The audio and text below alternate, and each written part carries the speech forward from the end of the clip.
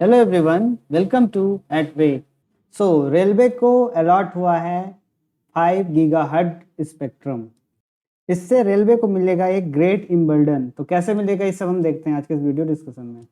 अभी recently the union cabinet approve the allotment of 5 gigahertz megahertz spectrum in the 7000 megahertz frequency band to the Indian railway for improving its communication and signalling. तो ये mainly communication और signalling के लिए काम आएगा। इसके अलावा रेलवे जो है वो ट्रेन कोलाजन अवॉइडेंस सिस्टम भी निजात कर रहा है। तो ये ट्रेन कोलाजन अवॉइडेंस सिस्टम क्या होता है वो थोड़ा सा हम पहले देख लेते हैं।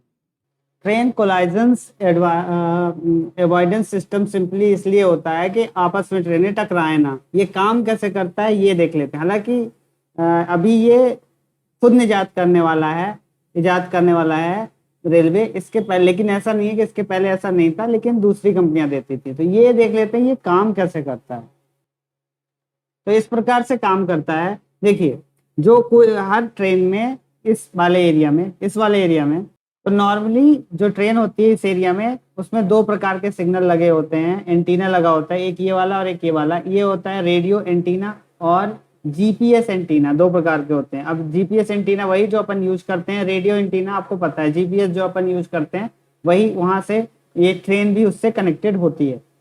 इसके अलावा आपने देखा होगा रेडियो एंटीना, आपको पता है रेडियो एंटीना होता है। तो ये जो रेडियो एंटीना है इससे यहाँ सिग्नल भेजता है, क्या स्पीड है इसकी और कहाँ पे है, ये सारी चीज। जीपीएस से ये पता चल जाता है कि ट्रेन कहाँ पे है, इससे पता चल जाता है कहाँ क्या स्पीड है, कितनी दूरी है, वो सारा कुछ। इसके अलावा स्टेशन जो होते हैं वहां पर भी जीपीएस और जीएसएम एंटीना लगा होता है। ये जो होता है ये भेजता है यहाँ पे सिग्नल। इसको सिग्नल भेजता है कि ट्रेन की स्पीड क्या है, आगे कौन सी ट्रेन है कौन सी नहीं है, वो सब भेजता है।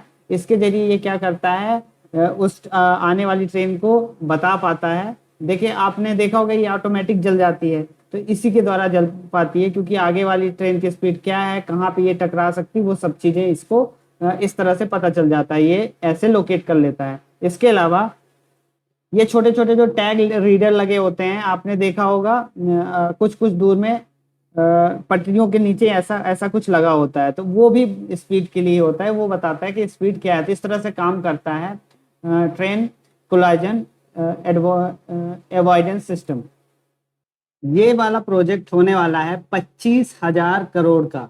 तो 25,000 करोड़ अगर रेलवे में इन्वेस्ट हो रहा है तो इससे आएंगी बहुत सारी नौकरियां, तो बहुत सारी बेरोजगार लोगों को भी इससे फायदा होगा। तो एक फायदा तो ये है।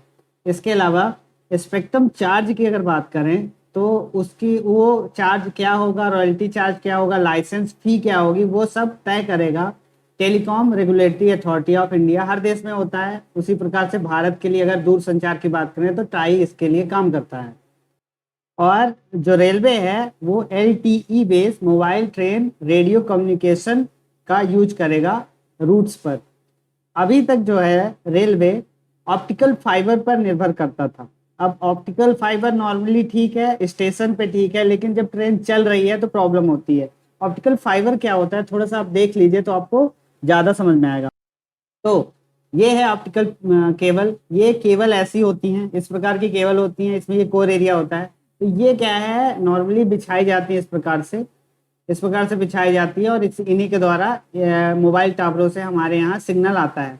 इनका स्पीड बहुत तेज होता है, लेकिन दिक्कत होती है जब जैसे ट्रेन चल रही होती है, तो उस समय मोबाइल एरिया कुछ ऐसे एरिया होते हैं जो जहाँ टावर कम होते हैं या नहीं होते हैं, या जो भी प्रॉब्लम होती है, तो इस वजह से ये काम नहीं कर पाता। अब आप सोच रहे होंगे या आपके दिमाग में एक सवाल आएगा कि जो दुनिया भर में पहले आता था, बाहर से नेट आता था, जैसे किसी दूसरे देश से नेट खरीदना होता था, नेट का चार्ज दे करके उसे यूज करना होता था, तो वो कैसे आता होगा? क्या वो मोबाइल टावर उतने बड़े बड़े लगा देते होंगे, उससे आता होगा? तो जी नहीं, उसके लिए भी ऑप्टिकल केबल का यूज करा जाता था। समुद्र के नीचे से इस तरह से ऑप्टिकल केबल बिछाई जाती थी और इसी से डेटा मिलता था। और ये अभी बंद नहीं हुआ है, आज भी ये मिलता है, इस प्रकार से यूज किया जाता है, क्योंकि इसकी स्पीड बहुत तेज होती है।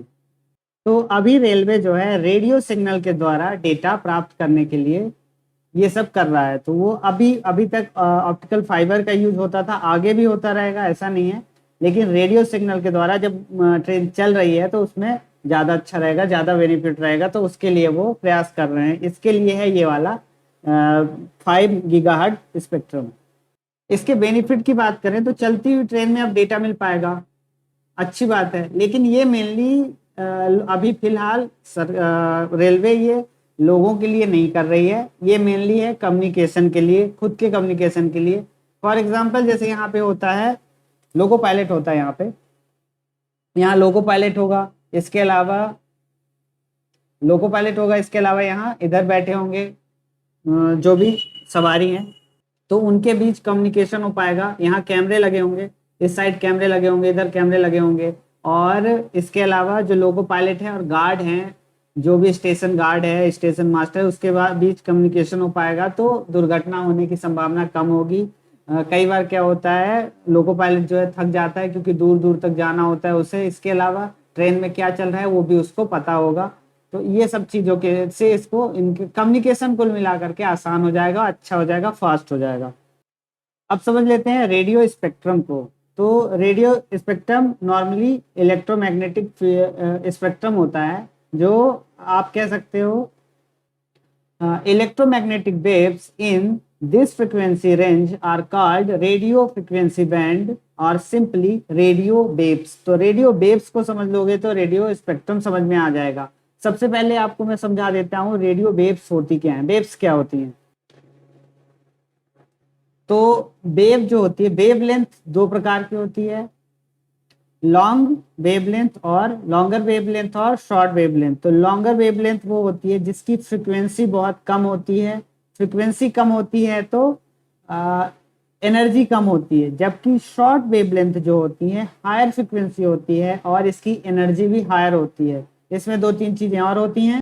इसके अलावा वेवलेंथ अगर ज्यादा होगी, मतलब इस तरह से जैसा ये दिख रहा है, ये वाला इस तरह का होगा, ये इसकी वेवलेंथ इधर कम है, ये ज्यादा है। तो जब वेवलेंथ ज्यादा होगी तो ये ज्यादा दूर तक ट्रेवल कर पाएगा, और जितनी कम वेवलेंथ होगी उतना कम ट्रेवल कर पाएगा, लेकिन ये ज्यादा डेटा लेके जा सकता है कंपेरिजन इसके। ये डेटा कम ले जाएगा, बहुत कम ले जाएगा, जबकि जितना ज्यादा इधर जाएगा उतना ज्यादा डेटा कैरी कर पाएगा।